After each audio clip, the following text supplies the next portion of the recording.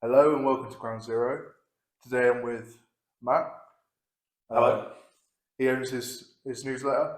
Yeah. Do you want to tell me a bit about that and tell me about yourself? So I'm Matt King. I am the general manager of software development company based in Bournemouth, and I also have my own newsletter. It's called the Clique. I've been doing that for about 35 weeks, so it's fairly new. Yeah.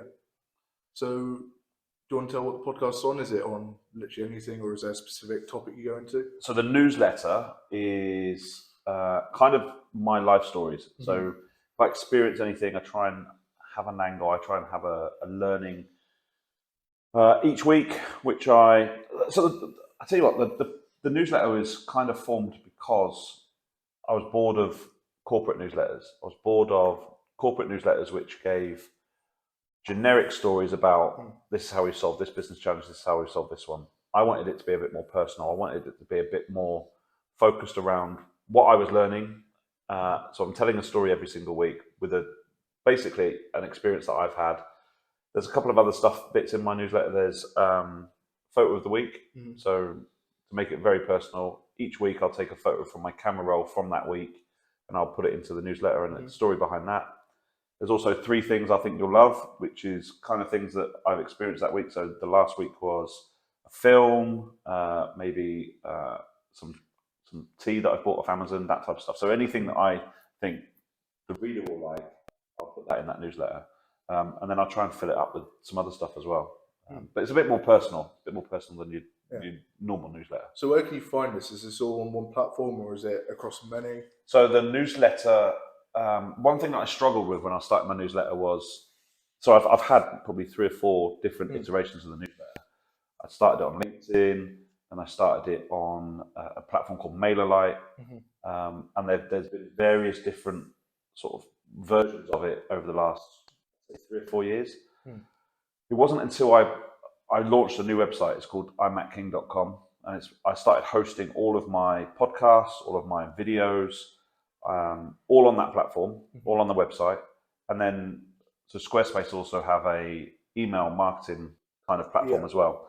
And that's when I started building out this newsletter. And I thought, I'm going to start trying to do this. The thing I found a struggle with the last probably 3 or 4 newsletters was actually just maintaining consistency.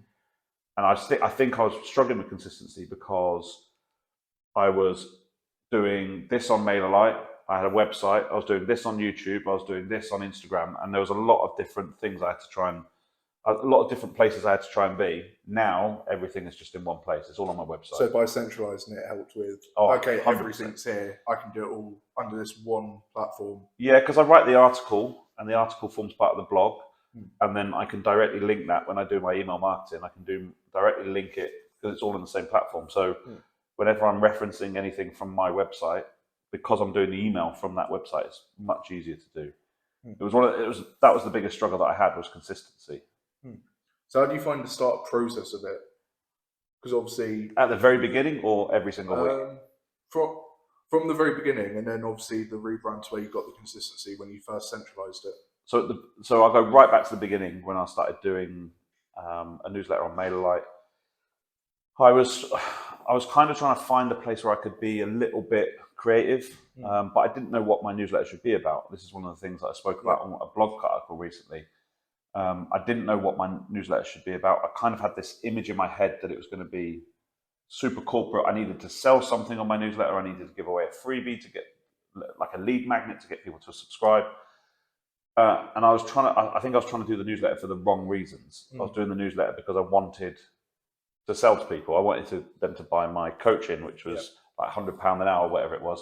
I was trying to get people to join the newsletter so I could pitch to them. Yeah. I think that's the wrong way to do it. And that's what I learned that lesson very early on, because I'd probably put out 6 or 7 of those, didn't get any bites, and then thought, I'm not going to bother with this. So then I went to LinkedIn newsletters, because LinkedIn started their own newsletter platform. This is when it was called the Clique. The previous version was called the Sales Change Clique, because that was the name of the company that I was trying to punt. Then I started the Clique on LinkedIn, and I did probably 3 monthly episodes, and then consistency just dropped off because I didn't have I was going from one platform to another, and I didn't really have this consistency. So then I wanted a central place. It was always my dream to have a central place. And it's because I was trying to, with Sales Change, which was my company before, it was a business coaching. I was trying to find a place where I could punt that work. The problem with that was I'm not me as a person. I'm not just Sales Change. I was wearing a lot of different hats. I was doing a podcast. I was doing these videos. I was doing the Sales Change stuff.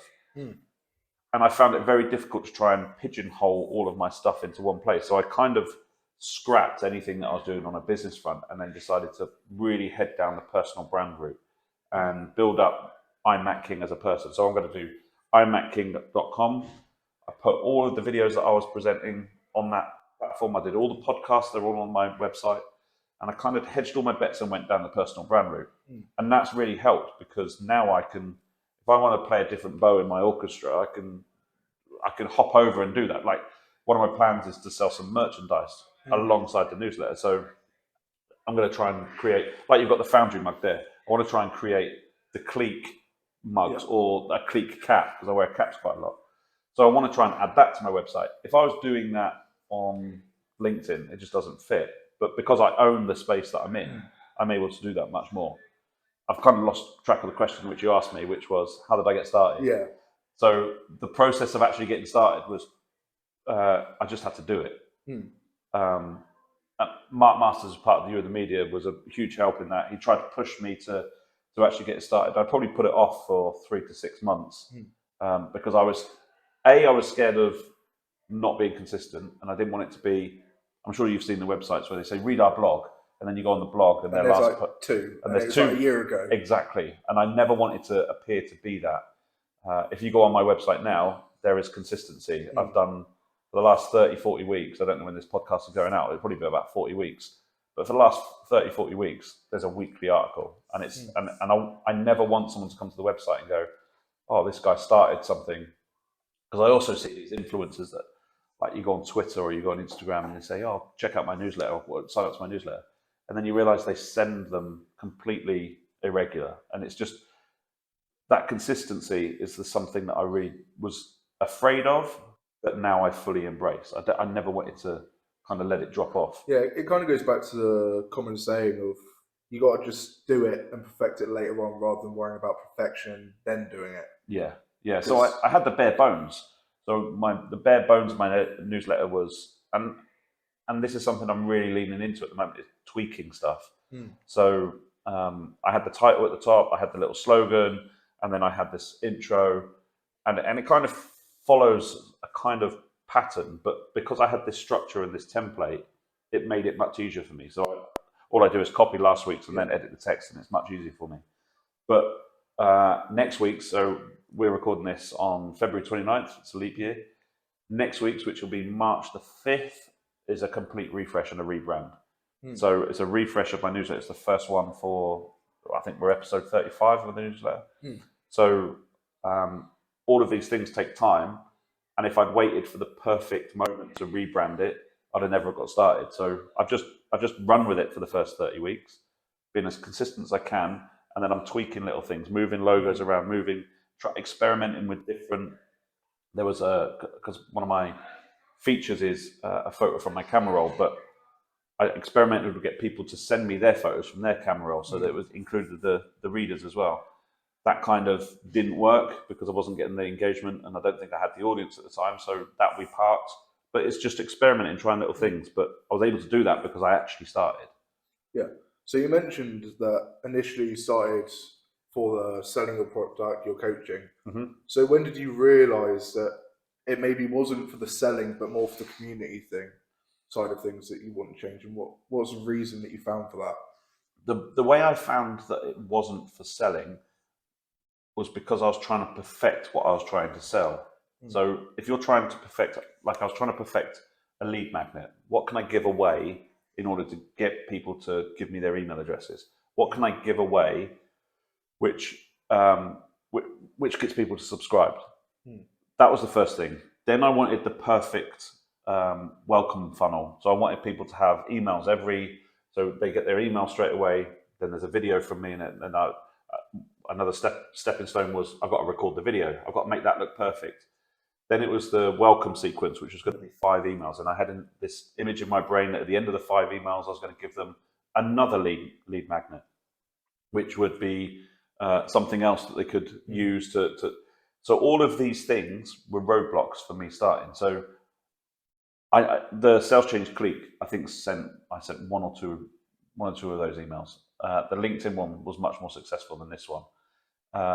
And it was because I never set up the welcome funnel. It was because I never had the videos set up properly. I didn't edit them. I'm a perfectionist when it comes to branding. If you take a look at my website, I like things to look nice.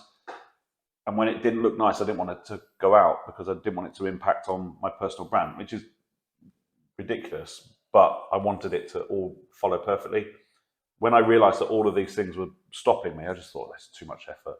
And I was able to post on Instagram a lot quicker and get somebody interested far quicker than me nurturing and doing all this type of stuff. My sale was far quicker on that platform than it was for longer term nurturing. To answer your question about realizing it's about building a community, I'm more interested now in improving my own skills, like my writing, how I brand stuff, like how I design the newsletter. I'm far more interested in having it as a personal project than I am as like bringing people in and for an ulterior motive. Does that make sense? Yeah. So really, if people were to go to your newsletter, it'd probably be from your LinkedIn, I'm guessing. So LinkedIn is a good place to be, but all of my subscriptions come from like me either posting on LinkedIn, posting on Instagram, and just saying go to my website, iMattking.com/subscribe. So it's all from your website, but the traffic comes from your LinkedIn and Instagram. Yeah. So all my social channels all point to one hub, and all the other things are kind of spokes on the wheel. So my YouTube, my LinkedIn, my Instagram, they all funnel to one place, which has helped me massively. So obviously we've gone through the starting process. If we look at the consistency, obviously centralizing it helped. Yeah. Obviously there's going to be days where you're like, oh, I don't want to do this. Yeah. How do you get over that roadblock? So on my phone, so the biggest thing was the starting. Then it was the first 6 weeks, because after the excitement and the first 6 weeks, you're only going to have maybe 5-10 subscribers to your newsletter. So you're not actually right. There's a clear paradox in the amount of time that you spend creating this newsletter and the amount of time writing to the people that are going to read it, because out of those 5 or 10 people, maybe 2 will take the time to read the article. So you're spending an inordinate amount of time creating this article, which doesn't have to be perfect, but in your own mind it does. So the first 3 weeks, you've got this thing in your head which says, oh, why are you doing it? All of this time is not time well spent. So the first 3 weeks, you have to get over that. The first 6 weeks, the ideas start to run dry, and you start to think, oh God, what can I write about in week 7? So to overcome that, I kind of ignored, again, this is because I'm on this personal journey of improving my writing, improving the layout, improving how things look, because of my mindset is set on that and not on I need money from this. It's like a fun project, and I'm the first to admit I've got up at 4:30 in the morning on a Tuesday to make sure my newsletter goes out at 7:30 because I haven't done it, and that's because I want to remain consistent. So after the first 6 weeks, when your ideas run dry, I've got this idea. I've got this thing in my phone tells me all of the ideas that and I've started to get this process now where I can have conversations with people and I'll write. This is an idea for the newsletter. Like, for example, somebody asked me, how did you start your newsletter? I'll write 2 or 3 lines about how I started my newsletter, and then that will form basis of an article. So last week's article was all about good leadership, and that's come from a personal experience that I've had when I went to a football match and I saw 2 different managers with 2 different styles, and one was clearly a good leader and one wasn't. So I've kind of tried to use that and play it and use my experience into forming that article. So I've got this idea bank, and it's about, if I'd waited for 10, 15 ideas, they never would have come. but it's about starting and then finding out the process afterwards. And I used to download so many lead magnets about, like I've downloaded email newsletter templates. I've downloaded hooks for your newsletter. I've downloaded subject lines for your newsletter, like how to write the body of an email. I think I spent about 500 quid on an email hero course from somebody in New York because they said that they could get me to write better emails. At the end of the day, none of that helped. Absolutely none of it. And I wish I'd saved that 500 quid and bought another electric skateboard. But the only thing that helped was actually starting and then maintaining that and then trying to figure it out as you go, but not putting too much pressure on yourself. So taking back when you're going through processes, one thing that people may struggle with when starting newsletters is actually what is the process? Obviously, it's all good just saying, oh, you just write an email, send it out. But is there like any small process which you found which helps, like sticking to a template or maybe like keeping an organized set of notes somewhere so you can go from that and then it's just a move over process? So the first 5-10 newsletters, I was experimenting quite heavily with different formats. Like I'd write the 10 ways that you can be a better leader, the 10 ways that, one of them was, here's my travel hacks. This is because we were talking just before we came on the podcast about traveling an awful lot. I wrote an article about like 10 or 15 ways that I improved my travel experience. So I was experimenting in all these different ways. And then what you'll find is as you start writing, you'll understand what you enjoy to write, what the readers enjoy, and then you've got, it's like that Venn diagram, and you need to be somewhere in the middle. I didn't like writing listicle type stuff, like 10 ways to do this. I never liked that. What I found was when I wrote from an experience perspective about, so for example, my first real hit of a newsletter article was based on a concert I went to and then feeling the sense of belonging at this concert and about actually joining in with the people at the concert, not leading the concert, was far more important to me than being the artist on stage, which is what we all focus on, trying to be that artist. But actually, it was more important for me to be a part of that collective. That, because I spoke about that from an experience perspective, that resonated way more than 5 ways to carry a wash bag or whatever the articles were. So it was just experimenting, finding the format which worked for me. And then I wrote an article, I think it was probably episode 10 or episode 15 of my newsletter, and I vowed. So what I did was reflect on the first 10. It was 10. This is what I've learned over the first 10 episodes. And I vowed in that one to never, I vowed on that one to never, ever write a listicle type article again. And I haven't. So my newsletter is now focused primarily on experience-based stuff, what I've learned, and what my take on a particular situation is. So it's more of like a free-flowing paragraph newsletter. Yeah. So I never want it to be. I don't want it to be instructional. I want it to be instructional, but more conversational. Exactly, because that's the type of person I am. Yeah. Whenever you see me on stage, whenever you see me online, whenever you see me in person, I'm far more conversational than, hey, let me tell you the 5 ways that you can improve your travel experience. It never happens. Yeah, because then you start sounding like a robot. Exactly. Oh, I know the 5 ways you can travel quick. Exactly. I don't want that. And nobody wants that. Nobody wants that filling up their inbox. Yeah. They want to read about, like, if you said to me, oh, I went to this concert and this is what I found at this concert and this is the experience. I think with I'm going to take you down the AI path, and I know you had that on the previous episode, but if you take what AI can create for you, it's going to be the listicles type stuff. It's going to be the 5 ways that you can improve your travel experience, or the 5 ways that you can get into London quicker. What it can't do is say, oh, I went to this concert last night and I felt this, and the cultural movement around that experience gave me something. And another issue with AI is not only is it systematical in the way they're like paragraph stuff, even in the paragraphs, it's all systematic, all system based. Like the wording is consistent. Yeah. The way it, like you could probably read a paragraph and go, oh, they used AI for that. Personally, it's good for like toning up paragraphs, but it's not good if you're trying to actually build a connection with someone over.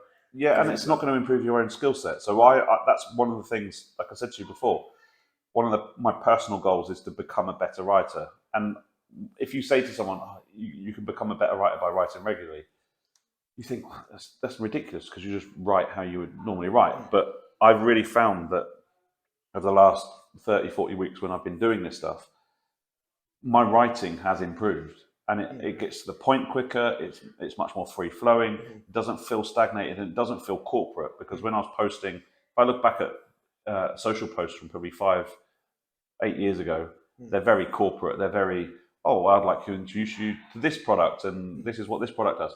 Now I'm free flowing, and it's a bit more conversational and a bit more relatable.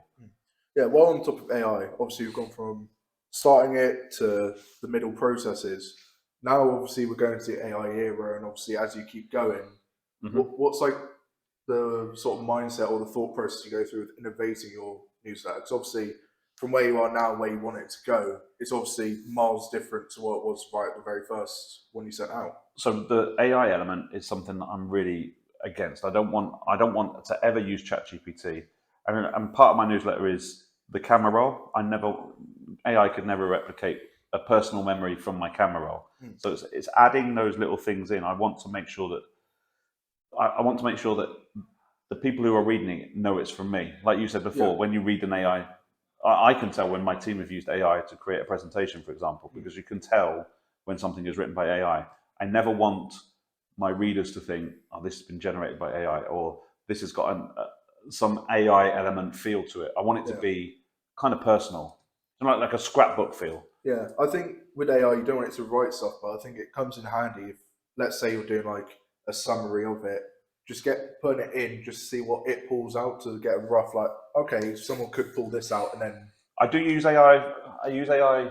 So one of my limitations on my website is because the way it's laid out, I have to have titles in a certain way, and it kind of works if I have titles that are 4 or 5 words long, because then it matches the aesthetic of the site. And as I said before, I'm quite precious over it.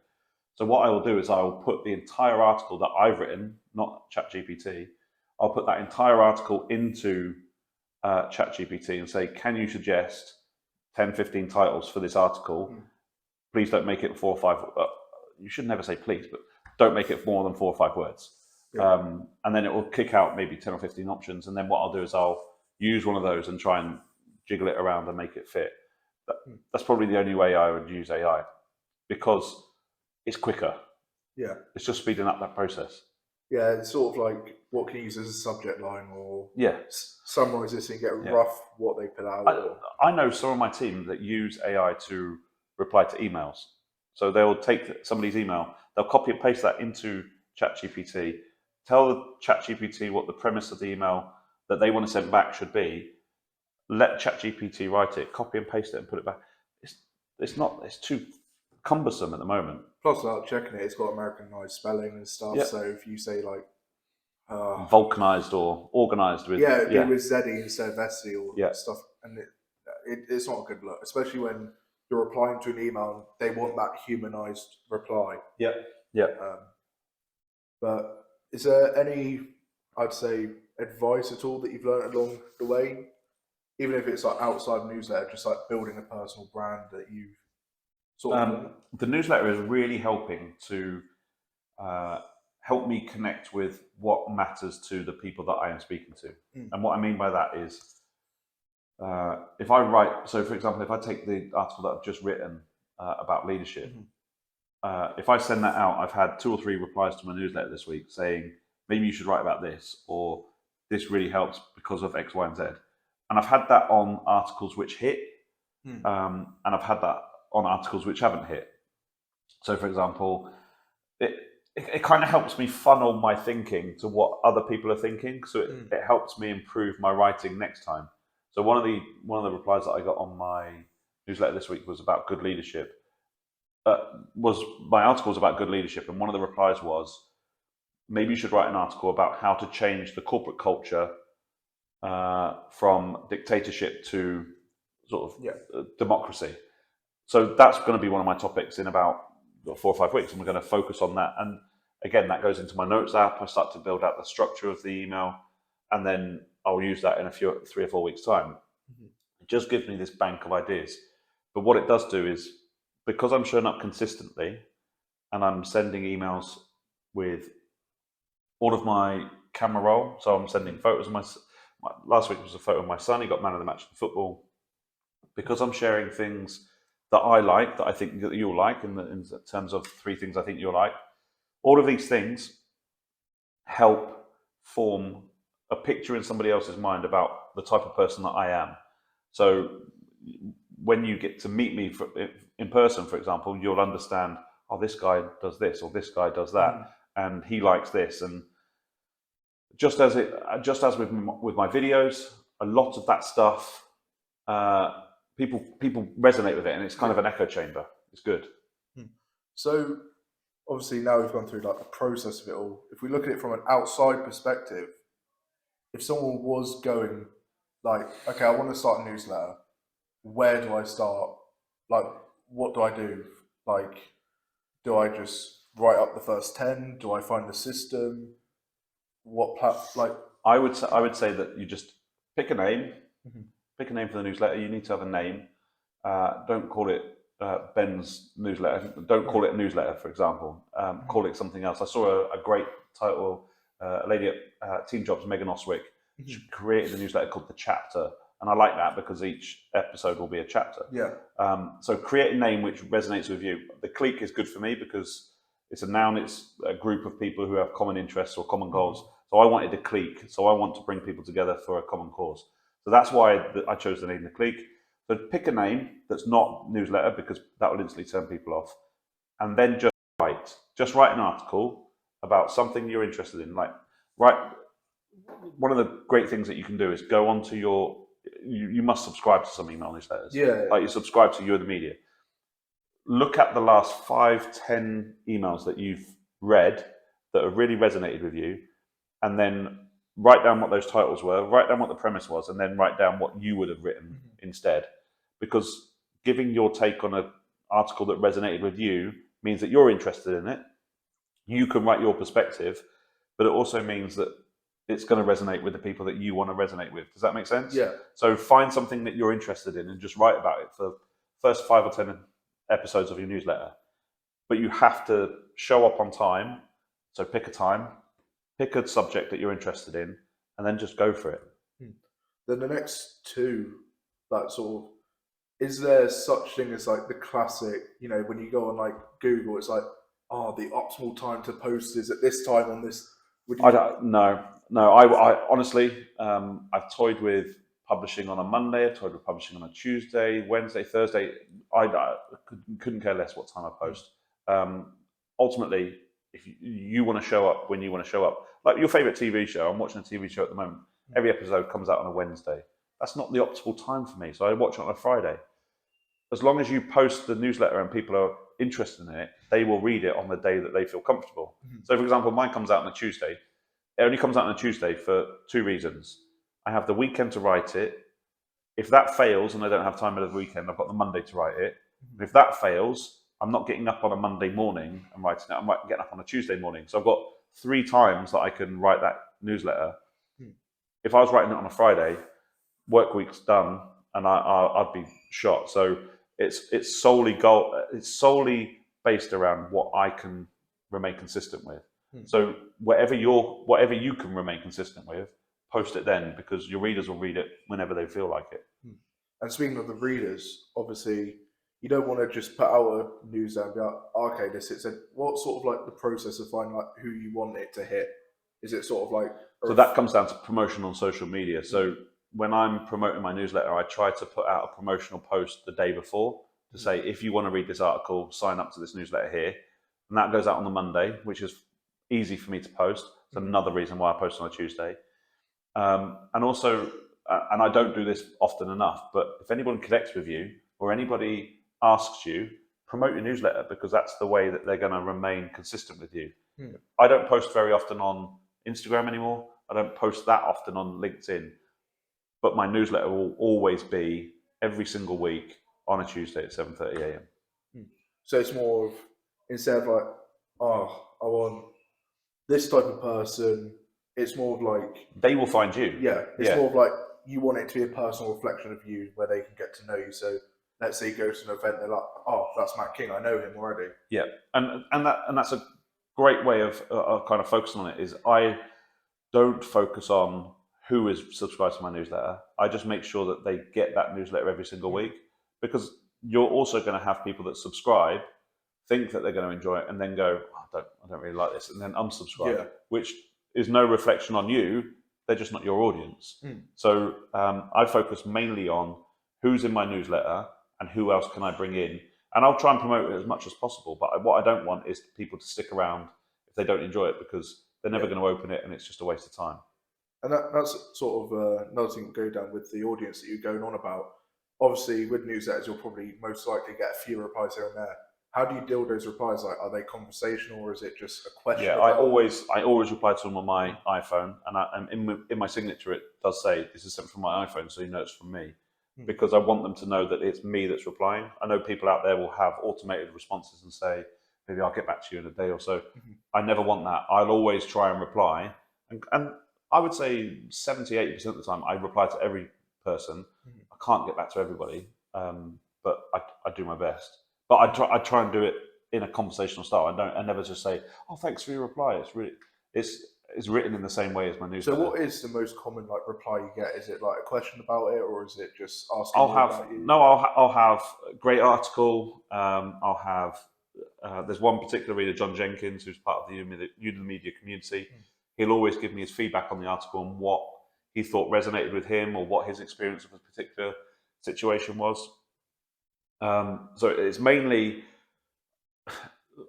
listen, I don't get replies every week, and on those weeks, that's fine as well. But when the weeks that I do, I take each of those replies and try and focus on what worked, what didn't work, and then what I can use in the future to maybe make the newsletter better. But it's mainly feedback on the article, or ask me a question, or even give me advice. Somebody even emailed me back and said, because I think I wrote about diet ginger beer as one of the 3 things you'll like. And somebody said, "Well, have you tried diet ginger kombucha?"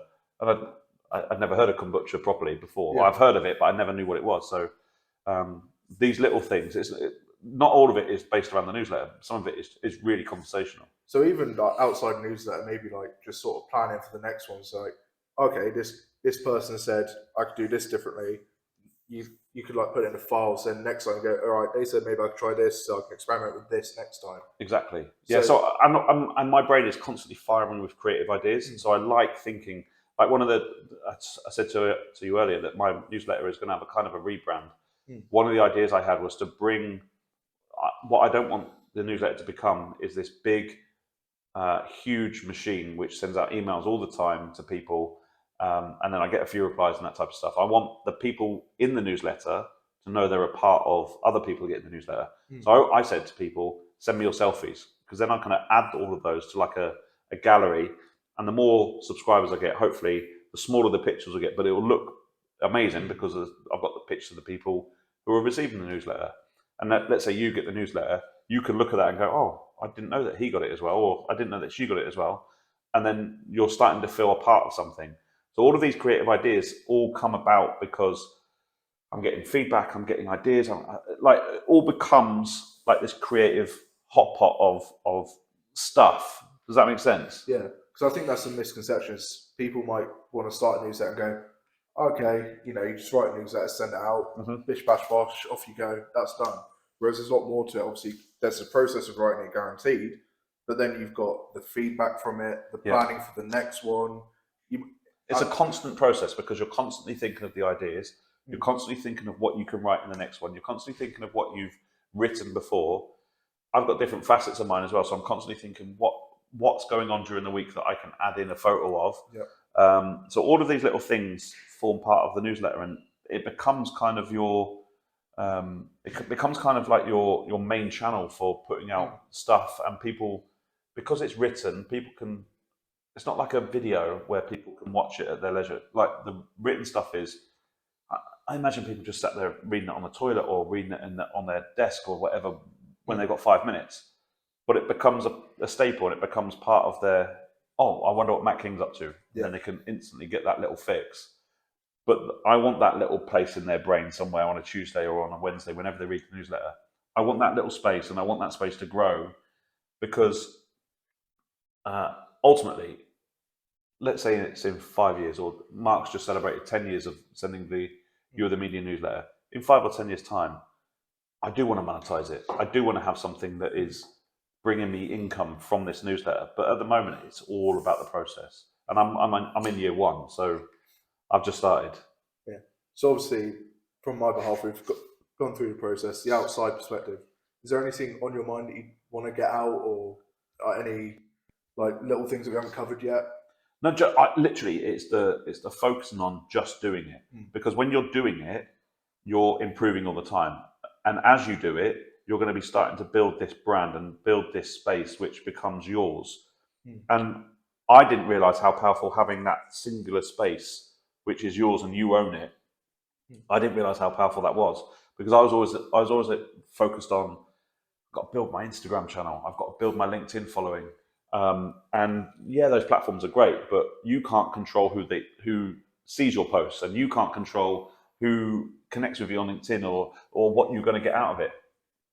With your newsletter, you control completely who sees it and what information they're going to get from it, because it's all yours. So if you subscribe to it, I know that you're going to get that newsletter. So you'd recommend possibly getting your own website so you have that own space? 100%. Yeah. I think personal brand websites are the way to go. Yeah, 1,000,000%. Yeah. Well, on my behalf, that's all I've got, unless obviously you want to add anything. No, I'm good. I'm good. If you want to check out the newsletter, it's immattking.com, immattking.com, and then /subscribe for the newsletter. If you send me all the links there, I'll put it in the description of the podcast so they can all come check you out. It's been a pleasure, Matt. Thank you. Talking to you. Cheers, Ben. Thanks for listening, guys. And I'll catch you next episode. It's been Ben. I'll see you later. Bye-bye.